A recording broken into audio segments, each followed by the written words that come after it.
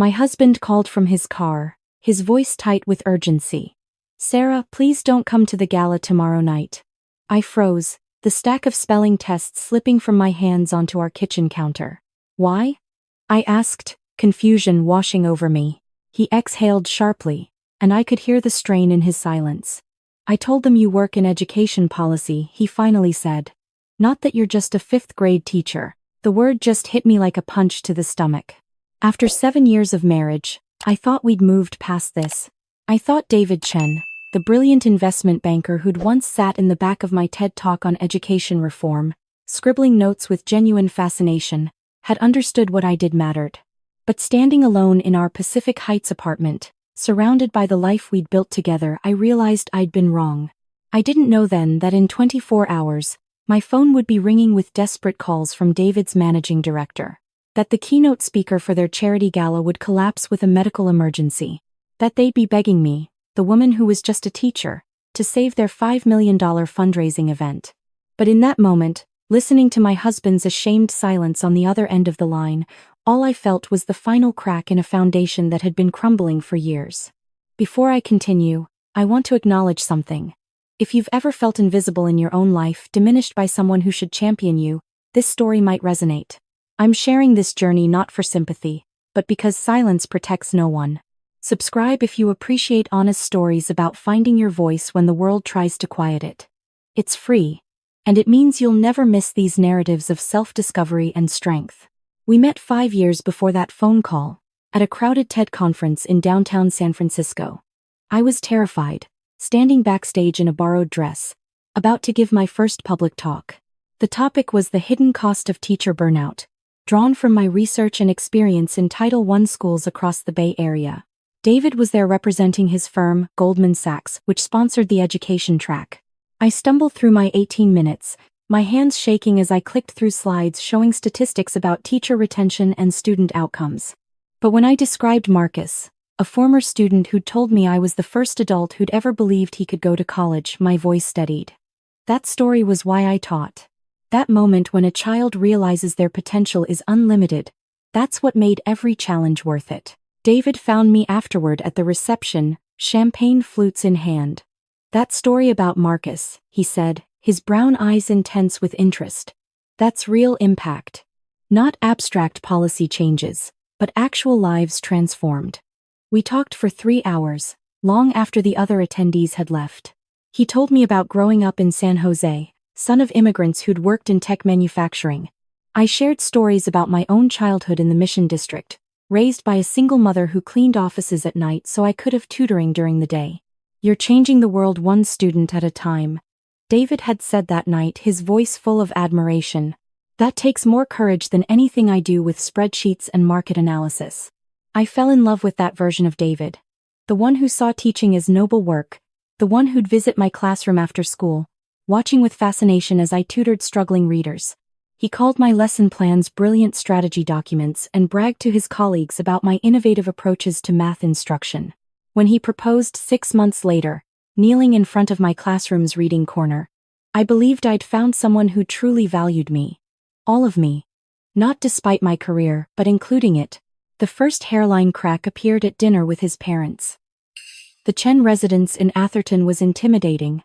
All marble floors and art that cost more than my annual salary of $68,000. His mother, Patricia, sat at the head of their dining table, her Cartier bracelet catching the chandelier light as she served course after course of elaborate Chinese dishes prepared by their private chef. "David mentioned you work in education," she said, her tone carefully neutral. "Which firm handles your policy consulting?" I glanced at David, confused. "I don't do consulting. I teach 5th grade at Rosa Parks Elementary in the Tenderloin." The silence that followed was deafening. Patricia's smile froze. David's father, James, a venture capitalist, cleared his throat awkwardly. David's hand found mine under the table, squeezing hard, but he said nothing to correct their obvious disapproval. "Public school," Patricia finally said, as if I'd announced I collected garbage. "How dedicated of you. But surely with your intelligence, you're working toward administration? A principal position, perhaps?" "I love teaching," I replied, my voice firmer than I felt. "Being in the classroom, Working directly with students. That's where I can make the biggest difference. James exchanged a look with Patricia that made my chest tighten. David's quite the catch, he said, changing the subject abruptly. Sarah, you must be thrilled to have someone who can provide such stability. Teaching salaries being what they are. Later that night, as we drove back to the city, I waited for David to defend me. Instead, he suggested gently that perhaps I could frame things differently around his family. Maybe emphasize the curriculum development work you do, he said. Or mention that guest lecture you gave at Stanford. They respect academic credentials. I dismissed it as a one-time accommodation. His parents were traditional, old school. They'd come around, but that was the beginning of David's slow campaign to reshape me into someone his world could understand. Despite the warning signs, I married him in a ceremony that cost more than 3 years of my teaching salary. My colleagues and former students filled the back rows of the venue, a historic mansion in Napa Valley, while David's Goldman Sachs team and his parents' venture capital associates occupied the front. During the reception, I excused myself to find David, only to overhear his conversation with his college roommate near the bar. No, Sarah's got bigger plans than staying in the classroom forever, David was saying. She's looking into education consultancy. The teaching thing is temporary, just until she builds her network.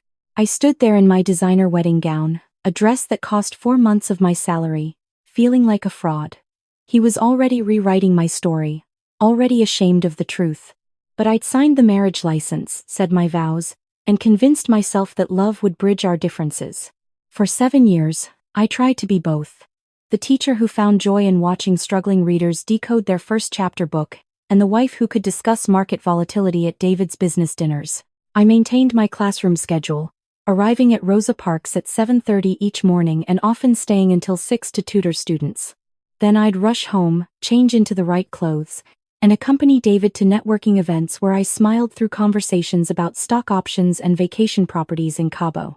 We moved into a Pacific Heights apartment 2 years into our marriage, a modern space with floor-to-ceiling windows overlooking the bay. The neighbors were doctors, tech executives, and attorneys, people whose careers came with prestige and 6-figure incomes.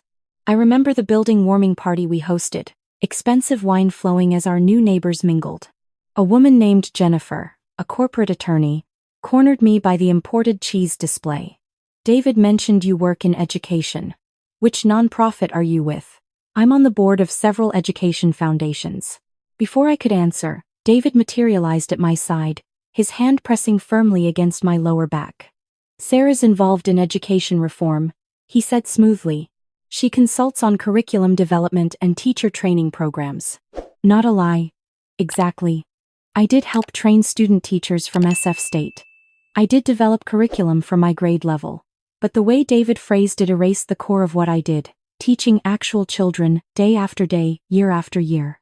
That night, after everyone left, I confronted him. You made it sound like I sit in meetings all day, not like I teach multiplication to 10-year-olds. He loosened his tie, his face tired.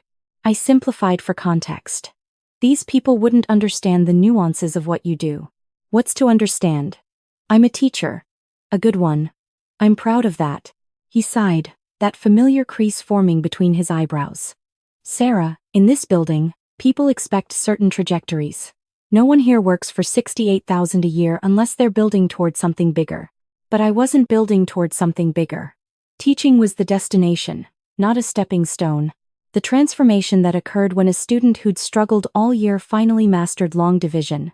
The moment when a shy child raised their hand for the first time, the parent who cried because their kid was reading at home for fun now.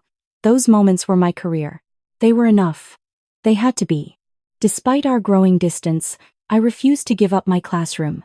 When David suggested I could take a break from teaching after we moved to our expensive neighborhood, I purchased new books for my classroom library instead. When he questioned why I spent weekends developing individualized learning plans for struggling students, I reminded him this was my calling, not a hobby. The arguments escalated. David started working later, attending more client dinners without me. I suspected he was tired of explaining away my profession, of watching me interact with his colleagues and their assumptions about what teacher meant. To them, it meant someone who couldn't hack it in the real world, someone satisfied with mediocrity, someone whose work ended at 3 o'clock with summers off. They didn't see the lesson plans I crafted until midnight. The grant proposals I wrote to fund field trips for students who'd never left the city. The parent conferences conducted in Spanish, Cantonese, and Tagalog. The trauma training I'd completed to better support kids dealing with homelessness, food insecurity, and domestic violence. Teaching wasn't what I did from 8 to 3. It was who I was. Then came the announcement that changed everything. David burst through our apartment door on a Tuesday evening, his face flushed with excitement. "The firm's annual charity gala is in 2 weeks," he announced, loosening his tie. "We're raising money for charter school expansion. My boss wants me on the planning committee." I looked up from grading math assessments. Pencil paused mid-comment. "That's great. Charter schools are complicated, but education funding is important." His eyes gleamed with an intensity I hadn't seen directed at me in months. "This is huge, Sarah. The mayor will be there, tech CEOs, foundation directors, the partnerships we could form, the contacts I could make." Over the following days, the gala consumed all conversation in our household. David discussed auction items, corporate sponsorships, and which photographers would cover the event. Goldman Sachs was donating $500,000 and wanted maximum publicity for their philanthropy. The keynote speaker was supposed to be a famous education reformer, someone who'd written best-selling books about innovation in schools. I listened quietly, noticing how David framed education as a business opportunity rather than a human right. How he talked about disrupting public schools without mentioning the teachers and students who'd be affected. I wanted to ask him about class sizes, teacher support, equitable funding, but we'd stopped having those conversations years ago. As the gala drew closer, David's comments about my work became sharper, more pointed. "You should consider that consulting opportunity again," he said one night as we got ready for bed. Just until after the gala. "It would be easier to explain." "Easier to explain what? That I have a job I love? You know what I mean." He turned away, his shoulders tense. "My colleagues, they don't understand why someone with your intelligence is satisfied teaching elementary school. It reflects on me." I sat up, anger finally breaking through. "Reflects on you? My career reflects on you? In this world, yes." His voice was cold. "Image matters, connections matter. And being married to someone who makes less than my annual bonus, it raises questions about my judgment." The truth, finally spoken aloud. I wasn't enough. My passion wasn't enough. 28 fifth graders who needed me every day weren't enough. Because I couldn't be packaged into a neat narrative for his business associates. We barely spoke after that night. David slept in the guest room. When we crossed paths in our apartment, we communicated in clipped sentences about logistics. The man who'd once watched me teach with admiration now couldn't meet my eyes. 1 week before the gala, I received an email from the San Francisco Unified School District. They wanted me to present my literacy intervention program at their principals' conference the same weekend as David's gala. The program I developed had improved reading scores in my school by 18% over 2 years. Other schools wanted to replicate our success. It was a professional honor, validation that my work mattered beyond my classroom walls. I accepted immediately. When I told David, his face contorted with disbelief. "You're choosing a teacher conference over the most important event of my year? I wasn't invited to your gala," I pointed out. "And this conference could help hundreds of students across the district. You're invited now," he said flatly. "I'm asking you to come. As my wife. To pretend to be someone I'm not? To let you introduce me as an education consultant while I smile and nod?" We stood there in our expensive kitchen, the bay view behind us, and I saw our future unraveling. We'd built this life on a foundation of denial, pretending my career didn't matter, pretending I could be less than I was. The next morning, I woke to the sound of David packing. He stood in our bedroom doorway, suitcase in hand, wearing one of his impeccable suits. His eyes were red-rimmed, exhausted. "Sarah, please don't come to the gala tomorrow night." The words hung between us. "Why?" I asked, though I knew the answer. He exhaled sharply, and I could hear years of resentment in that breath. "I told them you work in education policy. Not that you're just a fifth-grade teacher." There it was.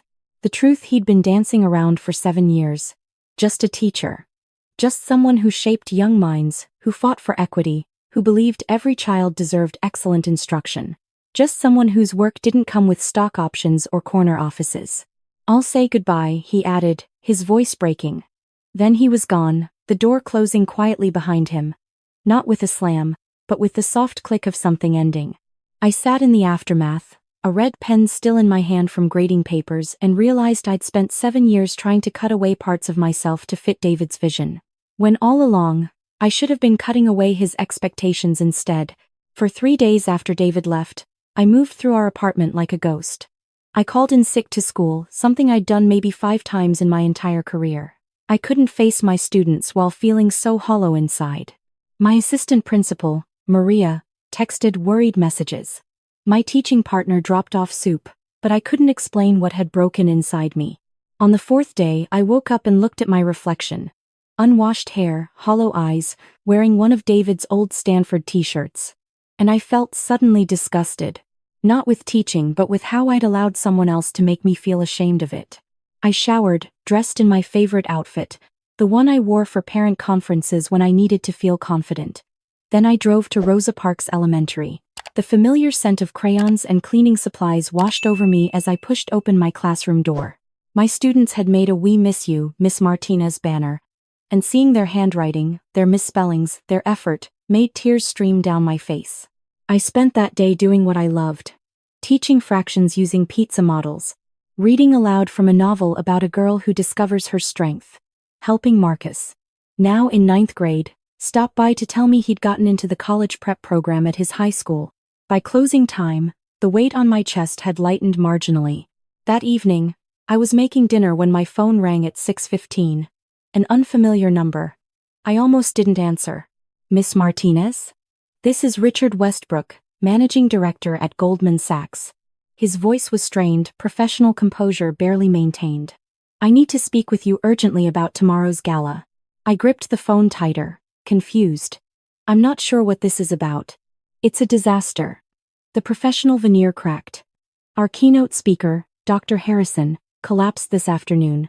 Stress-induced cardiac episode. He's stable, but obviously cannot speak tomorrow.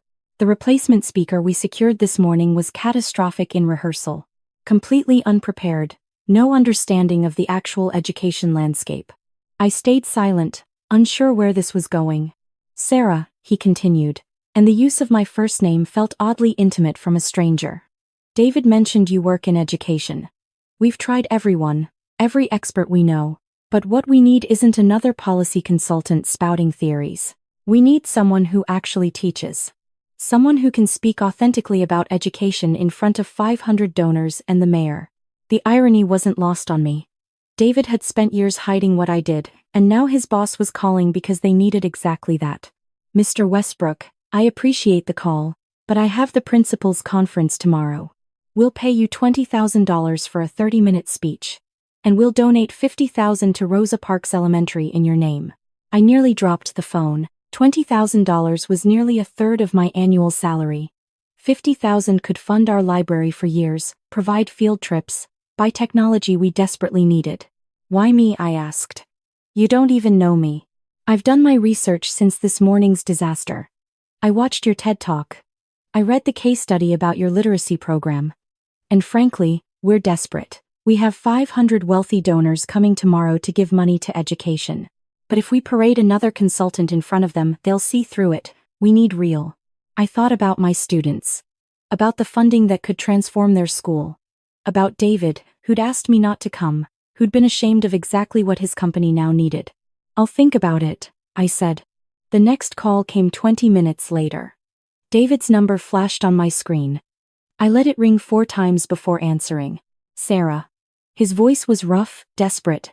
"Richard called me. Look, I know things are terrible between us right now, but Michael is panicking. This gala is everything for the firm's reputation. You made it very clear I wasn't wanted there. I was wrong." He exhaled sharply. "What I meant to say is, someone with your extraordinary knowledge is exactly what we need." The compliment felt hollow, too little and far too late. "Why should I help you, David? You've made it abundantly clear how you feel about my profession." Silence stretched between us. Finally, his voice came through, small and broken. "Because I'm begging you. Please." After I hung up, I sat at our kitchen island tracing the granite patterns with my fingertip. The petty part of me wanted to refuse, to let them scramble, to let David face the consequences of his snobbery. But another part, the teacher who couldn't stand by when students needed help, thought about that $50,000. About what it could mean for my kids. I called Maria, my assistant principal. I need advice, I said, and told her everything. About David, the separation, the gala request. Mija, she said after a long pause, you've never let fear stop you from doing what's right. Don't start now. Go to that gala. Not for David. For yourself. Show them exactly what just a teacher can do. I called Richard Westbrook back. I'll do it.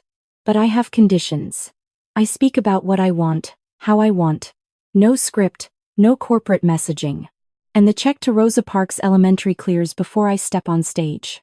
Done, he said immediately. The gala starts at 7. Cocktail hour, dinner. Then your speech at 8:30. Black tie. After I hung up, I stood in front of my closet for 20 minutes. I didn't own anything appropriate for a 500-person charity gala. Finally, I called my friend Jasmine, who worked in fashion. 2 hours later, I had a borrowed midnight blue dress, elegant but not trying too hard, and a pair of heels I could actually walk in. The next evening, I stood in front of my bathroom mirror, applying makeup with shaking hands. I'd prepared a speech, but it felt too formal, too safe. Finally, I decided to trust myself, trust my years of experience, trust that what I had to say mattered. The St. Regis Hotel ballroom was intimidating. Crystal chandeliers, tables set with china and silver, women in designer gowns and men in tuxedos.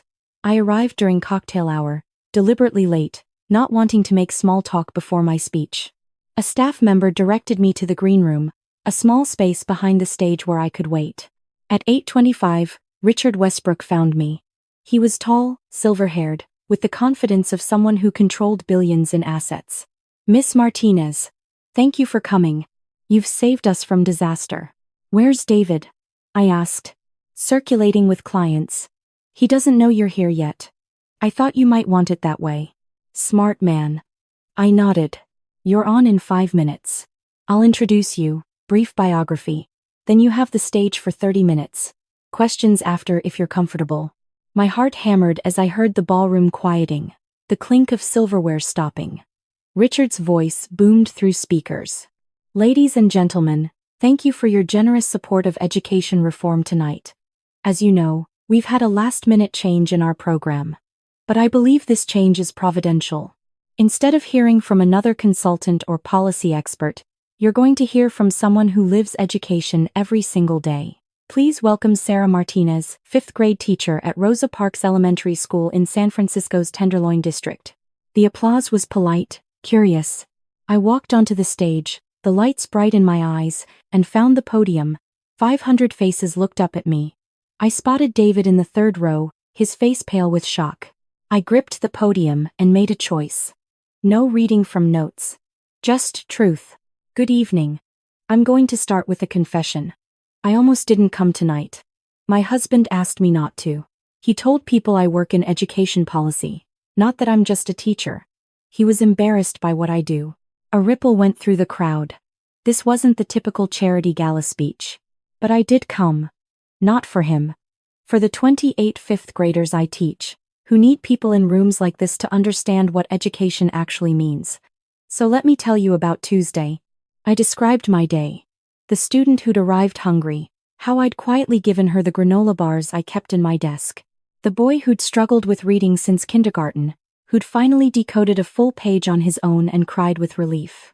The girl whose family was being evicted, who'd asked if she could do her homework in my classroom after school because there was nowhere quiet at the shelter. You're here tonight to support education, I continued, my voice growing stronger. But I want to challenge what you think that means. It's not about test scores or charter schools or disruption. It's about Jasmine, who writes poetry in 3 languages and dreams of being a journalist. It's about Marcus, who memorizes basketball statistics and is going to be an engineer someday. It's about 28 children who deserve the same opportunities as kids in Pacific Heights or Atherton. I talked about resources. How I spent $300 a month of my own salary on books and supplies. How our school library had books from 1,987. How we had 1 computer for every 5 students while private schools had 1-to-1 devices. You want to fund education reform? Start with the teachers. We're the ones in the trenches. Pay us enough that we don't need second jobs. Give us the resources we beg for. Treat our expertise with respect instead of assuming we couldn't do anything else. My voice caught. Because I chose this. I have a master's degree. I could have gone into educational consulting, making 3 times my salary. But I wanted to be in the classroom, where transformation actually happens, where a child who's been told they're stupid discovers they're brilliant. Where a kid who's never seen themselves in a book finds a character who looks like them, talks like them, dreams like them. I looked directly at David. So yes, I'm just a teacher. Just someone who shapes the next generation. Just someone who fights every day for equity and justice. Just someone whose work actually changes lives. The ballroom was silent. Then, from the back, someone stood up. Then another. Within seconds, 500 people were on their feet, applauding. I saw tears on faces, people nodding, a wave of recognition sweeping the room. Richard approached the podium as the applause finally died down. Questions? He asked. Hands shot up across the ballroom. For 20 minutes, I fielded questions about teacher retention, funding equity, what donors could actually do to help. Tech CEOs asked about educational technology. Foundation directors asked about my literacy program. The mayor asked if I'd consult on the district's new strategic plan. I answered honestly, specifically, drawing on years of experience. This was my expertise. This was what David had been ashamed of. As I finished and left the stage, people swarmed me. Business cards pressed into my hands, requests for follow-up meetings, invitations to speak at other events. Richard pulled me aside, handing me an envelope. Your speaking fee plus confirmation that the donation to Rosa Parks cleared. And Sarah? That was the best speech I've heard in 20 years of these galas. You moved people. David found me as the crowd thinned. He looked stunned, humbled, smaller somehow than I'd ever seen him. Sarah. That was incredible. I had no idea you could speak like that, command a room like that. You never asked, I replied calmly. I'm seeing it now. Your talent, your expertise. We should talk about what this means for us. There's real opportunity here. You could consult, maybe start a nonprofit, use my business connections to scale your impact. And there it was. Even now, after everything, he couldn't simply value what I did. He needed to reshape it, elevate it into something he could understand. David, I don't want to scale my impact through consulting. I want to teach. That's enough. It has to be enough. He reached for my hand. But think about what we could build together. Tonight proved you can operate in this world. We could rethink everything, maybe brand you as an education entrepreneur instead of just a classroom teacher. I pulled my hand away. You still don't understand. I don't want to rebrand. I am a classroom teacher. That's not a stepping stone to something better. It's my calling, my career, my choice. His face hardened. So you're throwing away our marriage over this? You threw it away when you decided my passion wasn't worthy of respect. When you made me feel small for doing work that matters. I walked away from him, through the ballroom, out into the San Francisco night. My phone buzzed with text messages. Maria, congratulating me. Jasmine, who'd watched via livestream, sending heart emojis. And one from a number I didn't recognize. This is Angela from Channel 5 News. We'd love to interview you about teacher advocacy. Is tomorrow afternoon possible? The next morning, I called a lawyer about divorce proceedings. The conversation was surprisingly simple. California was a no-fault state. We'd been married 7 years, had no children, significant assets to divide. My lawyer estimated 6 months to finalize everything. I felt lighter than I had in years. That afternoon, I gave the news interview. By evening, clips of my gala speech were circulating on social media. Teacher's powerful speech goes viral. Read the headlines. My principal called, thrilled about the donation and the publicity for our school. By the end of the week, I had consulting offers from 3 major education foundations, each promising 6-figure salaries. I turned them all down. Instead, I accepted an invitation to speak at the National Education Association conference and agreed to write about my literacy program for a teaching journal. David called twice. I didn't answer. He left voicemails talking about reconciliation, about how proud he was, about how we could make it work now that I'd proven myself. Each message revealed that he still didn't understand. My worth hadn't changed because wealthy people applauded me. It had always been there, in every lesson plan, every parent conference, every moment of connection with a student. 6 months later, I stood in my new apartment in the Mission District, smaller than the Pacific Heights place but mine. The divorce was finalized. David had been shocked when I'd refused alimony, wanting only a clean break and my independence. Rosa Parks Elementary used the gala donation to renovate our library. My students had held a ribbon-cutting ceremony, and seeing their faces as they explored the new space full of current, diverse books made everything worth it. I'd started a teacher mentorship program helping new educators navigate the challenges of urban schools, and yes, I still taught 5th grade. Still spent my own money on supplies. Still stayed late to tutor struggling readers. But I'd also learned to share my story. I spoke at conferences, wrote articles, advocated for teacher respect and fair compensation, not to prove anything to David or his world, but because teachers deserve to be heard. My phone buzzed. A text from Marcus, my former student who was now in high school, Miss Martinez. I got accepted to UC Berkeley early admission. Engineering program, thank you for believing in me when no one else did. I smiled, tears in my eyes. This was why I taught. Not for the recognition or the viral videos or the speaking invitations. For Marcus. For Jasmine. For every student who needed someone to see their potential. That evening, I went to my classroom to prepare for Monday. As I arranged books and organized materials, I thought about David, about how he'd needed me to be less than I was so he could feel bigger. How he'd only valued my work when it came with a price tag and a podium. But I'd learned something crucial. My worth wasn't determined by salary or social status or anyone else's approval. It was inherent in the work itself. In the lives changed, the minds opened, the futures transformed. I was a teacher. Not just anything. A teacher. And that had always been enough.